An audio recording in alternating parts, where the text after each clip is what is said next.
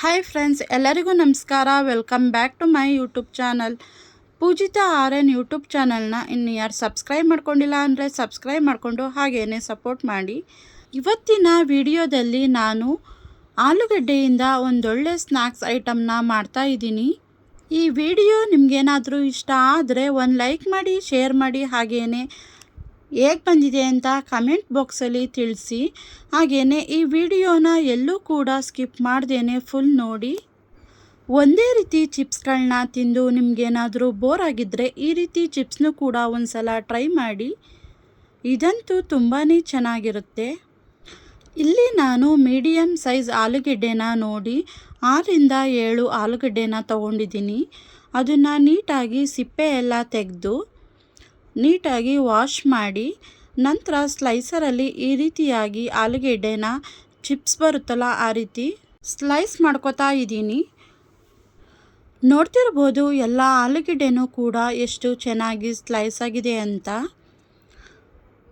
ಹಾಗೆಯೇ ಎಲ್ಲ ಆಲೂಗೆಡ್ಡೆನೂ ಕೂಡ ಈ ರೀತಿಯಾಗಿ ಮಾಡಿಕೊಂಡು ಒಂದು ಪಾತ್ರೆಯಲ್ಲಿ ನೀರನ್ನ ತಗೊಂಡು ಆ ಪಾತ್ರೆಗೆ ಎಲ್ಲ ಆಲೂಗೆಡ್ಡೆನೂ ಕೂಡ ಹಾಕೋಬೇಕು. ಇಲ್ಲ ಅಂದರೆ ಆಲೂಗೆಡ್ಡೆ ಹೊರಗಡೆ ಹಂಗೇ ಇಟ್ಟರೆ ಆಲೂಗಡ್ಡೆದು ಕಲರು ತುಂಬಾ ಚೇಂಜ್ ಆಗುತ್ತೆ. ಅದರಿಂದ ನೀವು ಸ್ಲೈಸ್ ಮಾಡಿದ ನಂತರ ಇದನ್ನು ನೀರೊಳಗಡೆ ಹಾಕಿ ಇಟ್ಟರೆ ಸ್ವಲ್ಪನೂ ಕೂಡ ಏನೂ ಆಗೋಲ್ಲ.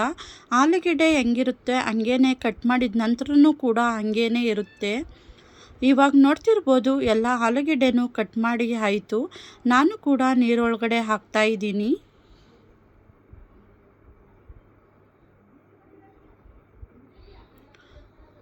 ನೀರೊಳಗಡೆ ಹಾಕಿದ್ಮೇಲೆ ಅದನ್ನು ಕೂಡ ಚೆನ್ನಾಗಿ ವಾಶ್ ಮಾಡಿಕೊಂಡು ಆ ನೀರನ್ನೆಲ್ಲ ಸುರಿಬೇಕು. ನಿಮಗೆ ಏನಾದರೂ ಈವ್ನಿಂಗ್ ಟೈಮಲ್ಲಿ ಏನಾದರೂ ತಿನ್ನಬೇಕು ಅನ್ನಿಸ್ದಾಗ ಹಾಗೆಯೇ ಟೀ ಕಾಫಿ ಕುಡಿಯುವಾಗ ನೆಂಚ್ಕೊಳ್ಳೋಕ್ಕೆ ಏನಾದರೂ ಬೇಕು ಅಂದಾಗ ಫ್ರೀ ಟೈಮಲ್ಲಿ ಇದ್ದಾಗ ಈ ರೀತಿ ಚಿಪ್ಸ್ನ ರೆಡಿ ಮಾಡ್ಕೊಂಡು ಇಟ್ಕೊಂಡಿದ್ರೆ ಎಣ್ಣೆಗೆ ಹಾಕಿ ನಂತರ ತಿನ್ಬೋದು. ಇವಾಗ ನೋಡಿ ಫ್ರೆಂಡ್ಸ್, ಆಲೂಗೆಡ್ಡೆ ಸ್ವಲ್ಪನೂ ಕಲರ್ ಏನು ಕೂಡ ಚೇಂಜ್ ಆಗಿಲ್ಲ. ಯಾವ ರೀತಿ ಕಟ್ ಮಾಡಿದ್ನೋ ಅದೇ ರೀತಿ ಆಲೂಗೆಡ್ಡೆ ಇದೆ. ಇವಾಗ ಬೇರೆ ಪಾತ್ರೆಗೆ ಆಲೂಗೆಡ್ಡೆನೆಲ್ಲ ಹಾಕಿ ಬೇಯೋಕ್ಕಿಟ್ಟಿದ್ದೀನಿ. ಬೇಯುವಾಗ ನಮಗೆ ರುಚಿಗೆ ಎಷ್ಟು ಬೇಕೋ ಅಷ್ಟು ಉಪ್ಪನ್ನು ಹಾಕಿ 1/4% ಅಷ್ಟು ಆಲೂಗೆಡ್ಡೆನ ನೀರಲ್ಲೇ ಬೇಯಿಸ್ಕೋಬೇಕು.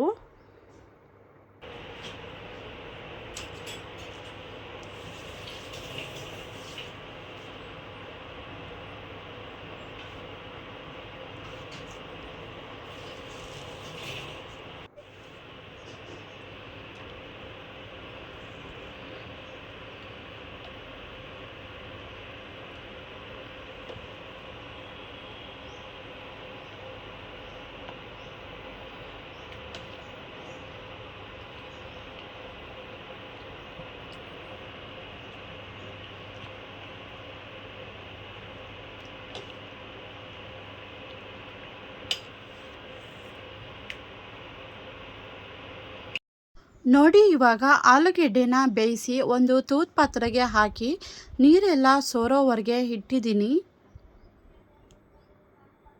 ನೋಡಿ ನಿಮಗೇನೆ ಗೊತ್ತಾಗುತ್ತೆ. ಈ ರೀತಿಯಲ್ಲಿ ಕೈಯಲ್ಲಿ ಚಿವುಕಿದ್ರೆ ಆಲೂಗೆಡ್ಡೆ ಕಟ್ಟಾಗಬೇಕು ಅಷ್ಟು ಬೇಯಿಸ್ಕೊಂಡ್ರೆ ಸಾಕು. ನೀರೆಲ್ಲ ಚೆನ್ನಾಗಿ ಸೋರಿದ ಮೇಲೆ ಅದನ್ನು ಒಂದು ತಟ್ಟೆಗೆ ಹಾಕಿ ಬಿಸಿಲಲ್ಲಿ ಈ ರೀತಿ ಒಣಗಾಕಬೇಕು. ಇಲ್ಲ ಅಂದರೂ ಈ ಆಲೂಗೆಡ್ಡೆ ಒಣಗೋಕ್ಕೆ 1ರಿಂದ 2 ದಿನ ಟೈಮ್ ತಗೊಳುತ್ತೆ. ಈ ಟೈಮಲ್ಲಂತೂ ತುಂಬಾ ಬಿಸಿಲಿರೋದ್ರಿಂದ ಈ ಟೈಮ್ನ ನೋಡಿ ಈ ರೀತಿ ಚಿಪ್ಸ್ನ ಪ್ರಿಪೇರ್ ಮಾಡಿಕೊಂಡ್ರೆ ತುಂಬಾ ಯೂಸ್ ಆಗುತ್ತೆ.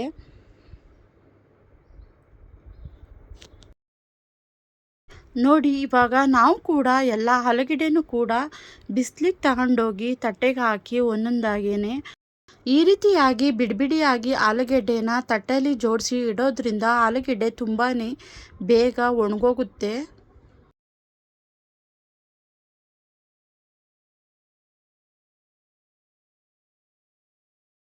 ನಾವು ಇಲ್ಲಿ ದೊಡ್ಡ ತಟ್ಟೆಯಲ್ಲಿ 2 ತಟ್ಟೆಗೆ ಆಗೋಷ್ಟು ಮಾಡಿ ಹಾಕಿದ್ದೀವಿ.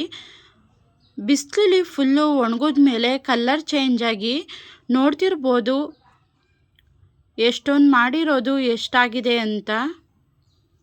ಒಣಗಿದ ಮೇಲೆ ಈ ರೀತಿಯಾಗಿ ಬರುತ್ತೆ.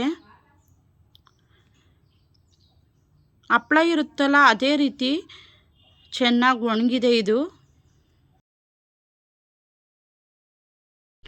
ಬೇಸಿಗೆ ಟೈಮಲ್ಲಿ ಫ್ರೀ ಇದ್ದಾಗ ಈ ರೀತಿ ಮಾಡಿಕೊಂಡು ಒಣಗಿಸ್ಕೊಂಡು ಸ್ಟೋರ್ ಮಾಡ್ಕೊಂಡು ಇಟ್ಕೊಂಡ್ರೆ ನಮಗೆ ಬೇಕು ಅಂದಾಗ ಎಣ್ಣೆಗೆ ಹಾಕಿ ಈ ರೀತಿ ತಿನ್ಬೋದು.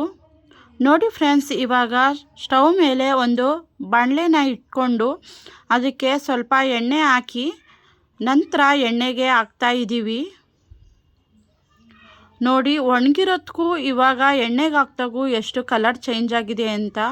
ಫುಲ್ಲು ವೈಟಾಗಿ ಬಂದಿದೆ. ಹಾಗೆಯೇ ತಿನ್ನೋಕ್ಕೂ ಅಷ್ಟೇ ರುಚಿಕರವಾಗಿರುತ್ತೆ ಇದು. ನೋಡಿ ಎಣ್ಣೆಗೆ ಹಾಕಿದ ತಕ್ಷಣ ಎಷ್ಟು ಉಬ್ಬುತ್ತೆ ಅಂತ.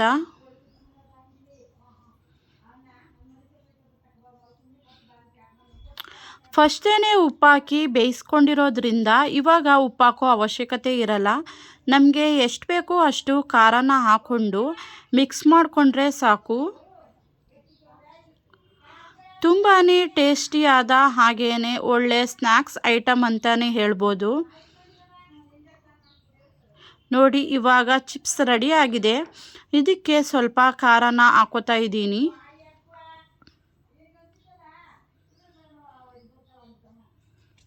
ಇದಕ್ಕೆ ನಾನು ಸ್ವಲ್ಪ ಚಿಲ್ಲಿ ಪೌಡರ್ನ ಹಾಕ್ತಾ ಇದ್ದೀನಿ. ನಿಮಗೆ ಖಾರದ ಪುಡಿ ಬೇಕು ಅಂದರೆ ಹಾಕೋಬೋದು, ಇಲ್ಲ ಚಿಲ್ಲಿ ಪೌಡರ್ನೂ ಕೂಡ ಹಾಕೋಬೋದು. ನಿಮ್ಗೆ ಯಾವ್ದು ಇಷ್ಟ ಆಗುತ್ತೋ ಅದನ್ನು ಹಾಕೊಳ್ಳಿ. ನಾನು ಇಲ್ಲಿ ಚಿಲ್ಲಿ ಪೌಡರ್ನ ಹಾಕ್ಕೊಂಡಿದ್ದೀನಿ. ಖಾರ ಎಲ್ಲ ಹಾಕಿದ್ಮೇಲೆ ಚೆನ್ನಾಗಿ ಮಿಕ್ಸ್ ಮಾಡಿ ಅಲ್ಲಿ ಬಿಸಿ ಇದ್ದಾಗಲೇ ಖಾರನ ಹಾಕೋಬೇಕು. ಆವಾಗ ಮಾತ್ರ ತುಂಬಾ ಚೆನ್ನಾಗಿ ಹಿಡಿಯುತ್ತೆ. ಇವಾಗ ನೋಡಿ ಚಿಪ್ಸು ಎಷ್ಟು ಚೆನ್ನಾಗಿ ಬಂದಿದೆ ಅಂತ. ಈ ವಿಡಿಯೋನ ಇಲ್ಲಿಗೆ ಎಂಡ್ ಮಾಡ್ತಾ ಇದ್ದೀನಿ. ಈ ಚಿಪ್ಸ್ ರೆಸಿಪಿ ನಿಮಗೂ ಕೂಡ ಇಷ್ಟ ಆದರೆ ಒಂದು ಲೈಕ್ ಮಾಡಿ, ಶೇರ್ ಮಾಡಿ. ಹಾಗೆಯೇ ಪೂಜಿತಾ ಆರ್ಯನ್ ಯೂಟ್ಯೂಬ್ ಚಾನಲ್ನ ಸಬ್ಸ್ಕ್ರೈಬ್ ಮಾಡ್ಕೊಳ್ಳದೆ ನೋಡ್ತಾ ಇದ್ದರೆ ಸಬ್ಸ್ಕ್ರೈಬ್ ಮಾಡಿಕೊಂಡು ಸಪೋರ್ಟ್ ಮಾಡಿ. ಈ ಚಿಪ್ಸ್ನ ನೀವು ಕೂಡ ಒಂದ್ಸಲ ಮನೆಯಲ್ಲಿ ಟ್ರೈ ಮಾಡಿ ಹೇಗೆ ಬಂತು ಅಂತ ಕಮೆಂಟ್ ಬಾಕ್ಸಲ್ಲಿ ತಿಳಿಸಿ. Thank you for watching. Love you all.